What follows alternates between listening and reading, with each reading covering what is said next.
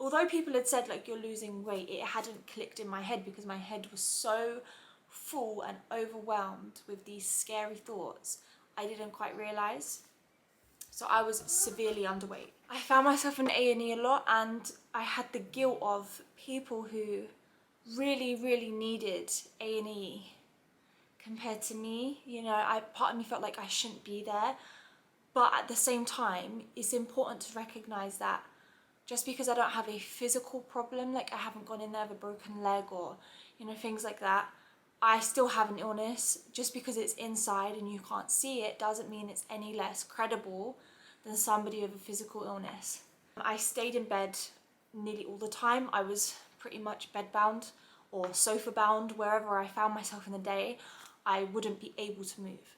So I would literally be frozen in fear all day long. To this day, I have so much guilt and feel so bad because the first year pretty much of my baby's life is a complete blur to me. When I think back to it, I think of fear and being terrified and illness and doctors and medicines and none of the stuff I should have been focused on. So, you know, to deal with that now, I still feel that sitting heavy. My mum, bless her, she suffered a lot. She was literally, I have no words. Anytime I had, you know, a panic, which was constantly, anytime I was with her at home, she took the brunt of it. She really did. I would have ambulances come to the house because I would genuinely think I was dying. So my doctors has a messaging system, and I would, the poor doctors, I would be messaging non-stop. I think I have this, I think I have this, I think I have this, please help me, please help me. I did that a lot. I was extremely sleep deprived. I was waking up in pure panic, and I'd sit there and I would think through all the different symptoms I could have, like, am I dizzy? Am I cold? Does my stomach hurt? And each question I'd go through, I would answer with yes. So by the time I get to Emre to actually feed him, I was already in a panic attack. It was just horrific. And obviously at the end of it, I just didn't really care for life. From what I was before pregnancy, you know, always very social, out, you know, I looked after myself. My hair was done, I was doing henna on my hands, nails done, makeup, dressing nice. Like, I'd become not even a speck of dust of that person. I cannot tell you, I was like a lifeless shell. Feeling some of these things, like, you know, head pain, feeling a bit dizzy, feeling anxious as a new mum is normal.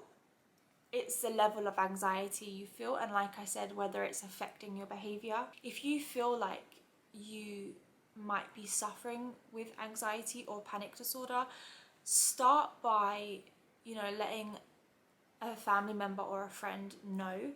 Obviously, it's wise to speak to a doctor. I did have counselling, which I found didn't really help me, but obviously that could help other people. When it comes to the treatment for what I was suffering with my postpartum anxiety, it started with beta blockers. I'll put a photo of them on the screen. My doctor started me on them early summer of 2020, propranolol to be exact, 30 milligrams a day. I took that as 3 10-milligram tablets, and while it did keep my heart rate at rest, because sometimes when I'd start getting anxious, my heart rate would be sitting at 140 while I'm just sitting still. So, you know, we needed to bring that down. That the beta blockers, they did that, but they obviously didn't have any effect on my brain, and obviously the anxiety comes from the brain. So I do think it depends as well, like I said, what level of anxiety you're feeling. For some people, that drug is the answer. It keeps the adrenaline low, and so they don't develop, you know, panic attack symptoms. For me, the mental anxiety was so extreme that it overpowered that. So it got to a point where when I called that ambulance, when I was outside, and my mum, you know, everybody around me was saying, you need to do something more like this. You need something from a professional to help you. Because at this point, I couldn't care for my baby the way I should. I couldn't even care for myself. So I spoke to the doctors, and before that I did loads of my own research on antidepressants, and I came across one called escitalopram, and from what I'd read, it's quite mild. You can start at 5 milligrams and it goes up to 20 milligrams. And I decided to give that a go. Medication was a huge trigger. I've never had any allergic reactions before to medication, so I don't know where this has come from, but even taking paracetamol would send me off. I would think my throat was closing, I would sit and like hold my throat and breathe, and it was just terrifying. So when I took that first tablet, it really was a leap of faith. That really was, you know, I had nothing left to give. That was my last chance at having a normal life back. I started that in November 20, end of November, and I'll put a picture up from January. I was still very thin, but by January I started to feel like I could eat again, because before, not only was I scared of food and eating, the actual thought of, okay, you put food in your mouth and you swallow it, the thought of food traveling down my throat would freak me out. I found it repulsive, absolutely sickening. I could not deal with it at all. Like, no. At most, I would eat toast for dinner because bread is pretty safe. There's not really any way bread can make you sick. So I would just be eating toast at night time. It's important as well to remember that when you take antidepressants, for the first while, the first few months, there's like, it's like this. Like one day you feel better, the next day you're having anxiety and you feel like you did before, or maybe even worse. And then the week after you're like back up here again, and it is a process. But you know, a year later, I was, you know, my weight is back up. I'm 66 kilos. I've gained 20 kilos, and a lot of that I gained very quickly. By the summer of 21, I was this kind of size, probably a little bit too much in the wrong areas, but yeah, so it got to the point where medication was my only answer. And I've had people say, oh, you don't want to be stuck on them, like you're only young, you know, you don't want to be taking medication. And I'm like, if you saw or even understood a fraction of what I went through before, you would be glad I'm on these, because they have essentially saved my life. They gave me my life back. So, you know, if you are somebody out there who is suffering, you've had a baby, you know, and please remember, postpartum depression and anxiety can show up, you know, immediately all the way up to 12 months after your baby's born. And if you've suffered from it, all the way up to 3 years, it can still show. So just because, you know, you think you're 6 months in, you're going to be fine. I'm not saying you won't be, but if you start feeling stressed, don't write off postpartum depression and anxiety, because it could be that. And if you know what to look out for, you know the signs and symptoms, then maybe you can get it early enough. Having a baby is a whirlwind. Emery is turning 2 in a week and a bit, and there's been highs, there's been lows, there's been a bunch of stuff in the middle. And go into having a baby with an open mind.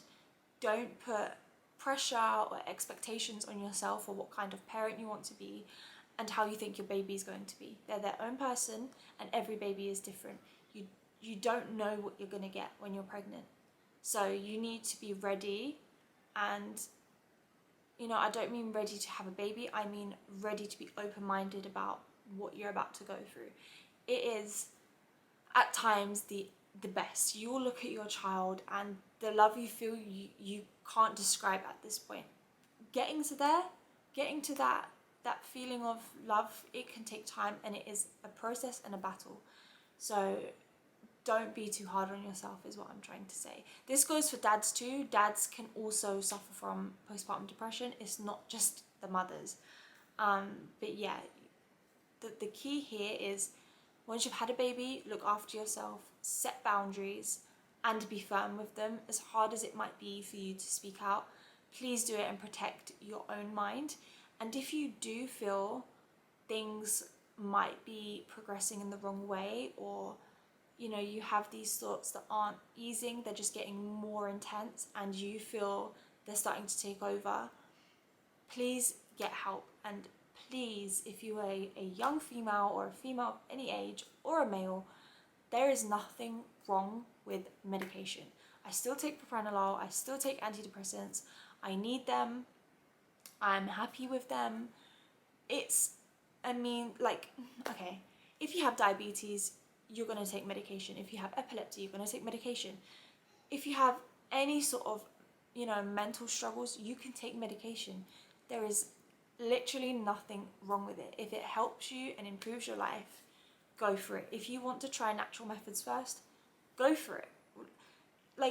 Just try is what I'm saying. Don't hide, don't be ashamed, don't feel like you're failing as a parent, and that you're not the parent you should be because you have these thoughts.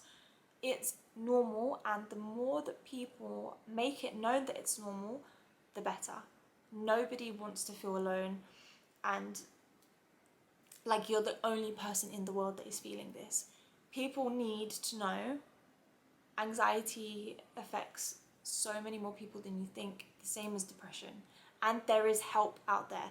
I will put in the description links to help for all of these things I've spoken about. And if you are in early motherhood, 4th trimester, your midwives can help you. If you've had a traumatic birth and it's affected you, or as a new mum you're having a few confusing thoughts, some things you're worried about, midwives have the resources to help you. But again, nobody makes this known. So if you know somebody that's pregnant, or you are pregnant yourself, just know that your hospital or midwives are there to help you. I think I've touched on everything. I mean, it was a bit of a messy video.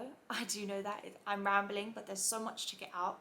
It was just really playing on me and really important that I got that message out there. So I hope you've taken it in.